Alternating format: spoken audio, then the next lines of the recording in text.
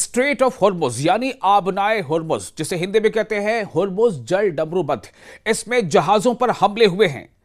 Trump की जंग बंदी में तौसी के बावजूद, यानी डोनाल्ड ट्रंप ने जब जंग बंदी को आगे बढ़ा दिया, इसका ऐलान कर दिया, उसके बावजूद हॉर्मुज में जहाजों पर हमले हुए। डोनाल्ड ट्रंप ने ऐलान किया कि ईरान के साथ जंग बंदी को बढ़ा दिया गया है, लेकिन साथ ही कहा कि आबनाए हॉर्मुज यानी स्ट्रेट ऑफ हॉर्मुज में अमेरिकी नाकाबंदी बरकरार रहेगी, जहां जहाजों पर हमले भी हुए हैं। अहम बात क्या है? आबनाए हॉर्मुज में कशीदगी बढ़ने के साथ जहाजों पर हमले हुए। ईरानी सरकारी मीडिया के मुताबिक ईरान ने 2 जहाज कब्जे में ले लिए। ध्यान से सुनिए, यानी हमले जो है वो किसने किए, क्या किए? एक तो डोनाल्ड ट्रंप यानी अमेरिका का यह दावा है कि उसने ईरान का एक और टैंकर जो है उसको कब्जे में ले लिया, यह अमेरिकी दावा है।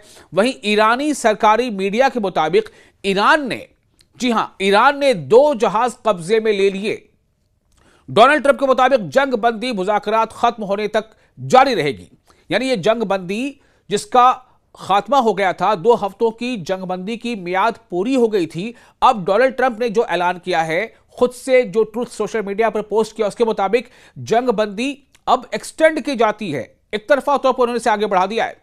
ईरानी बंदरगाहों पर अमेरिकी नाकाबंदी जारी रहेगी, यह भी डोनाल्ड ट्रंप ने कहा है। तेहरान ने अमन के लिए अपनी शराइत पेश की हैं, जबकि ईरान का कहना है कि अगर सीज फायर यानी जंग बंदी चाहिए तो उसके लिए ईरान का कहना है कि उसकी कुछ शर्तें हैं। लेकिन ट्रंप का दावा क्या है? ट्रंप का दावा है कि ईरान को रोजाना $500 मिलियन का नुकसान हो रहा है। यह डोनाल्ड ट्रंप का दावा है, और शायद अमेरिका को यह लगता है कि यह चूंकि नुकसान अमेरिका के नजरिए से कि यह नुकसान ईरान को हो रहा है, इसलिए हो सकता है कि ईरान जो है वो झुक जाएगा और जिन शर्तों पर अमेरिका सीज फायर की बातचीत को आगे बढ़ाना चाहता है, उन शर्तों पर ईरान मान जाएगा। लेकिन ईरान जो है वो मानने को तैयार नहीं है, बल्कि आईआरजीसी का जो दावा है वो आप सुने। आईआरजीसी का मतलब क्या है? Islamic revolutionary guard corps. ईरानी फोर्स आईआरजीसी के मुताबिक आबनाए हॉर्मुज यानी स्ट्रेट ऑफ हॉर्मुज में 2 जहाज कब्जे में लिए गए हैं, ये ईरान का दावा है। सरकारी खबर ऐसा इदारे तस्नीम ने, जो वहां की आप समझ सकते हैं पैरा गवर्नमेंट ये एजेंसी है, उसने कहा है कि ये दोनों जहाज कवायद पर अमल नहीं कर रहे थे। यानी जो ईरान ने तय किया था स्ट्रेट ऑफ हॉर्मुज से जहाजों के गुजरने का तौर तरीका या रूट, तो उसका कहना है कि ये जहाज जो हैं वो उस पर अमल नहीं कर रहे थे। इनके नाम क्या क्या है? इनके नाम है MSC फ्रांसिस्का और दूसरा एपेमिनोनेट्स। ये 2 नाम है जहाजों के। पहला जहाज जिससे ईरान ने कब्जे में, उसका नाम है MSC फ्रांसिस्का, और दूसरे जहाज का नाम क्या है? एपेमिनोनेट्स। तो ये 2 जहाज हैं जो ईरान की तरफ से बताए गए। यह भी कहा गया है कि इन जहाजों को ईरानी साहिल तक ले जाया गया, और ईरान के खबर रसा यानी कि जो न्यूज एजेंसी है उसके मुताबिक इन जहाजों ने बगैर इजाजत काम किया और नेविगेशन सिस्टम में भी तब्दीली की, जिससे समुद्री सिक्योरिटी को खतरा हुआ। यह वाकया कशीदगी में बड़े इजाफे की निशानदेही करता है।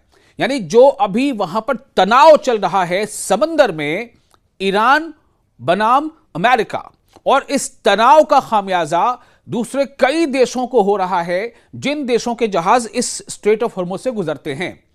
तो तमाम देशों पर इसका असर पड़ रहा है, और यह निशानदेही कर रहा है, यह बता रहा है कि वहां पर हालात कितने तनावपूर्ण बने हुए हैं। खासतौर पर इसके बाद जब अमेरिका ने हाल ही में एक ईरानी जहाज को कब्जे में लिया और दूसरे पर चढ़ाई की।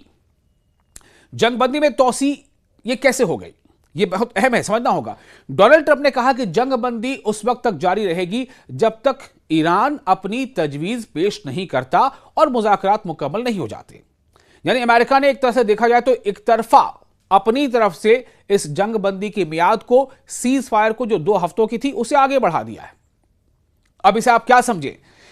यह किसी की कमजोरी दिखाती है या किसी की स्ट्रैटेजी को दिखाता है कि क्या कुछ स्ट्रैटेजी है, क्या कुछ नई प्लानिंग है, कुछ नया मंसूबा है?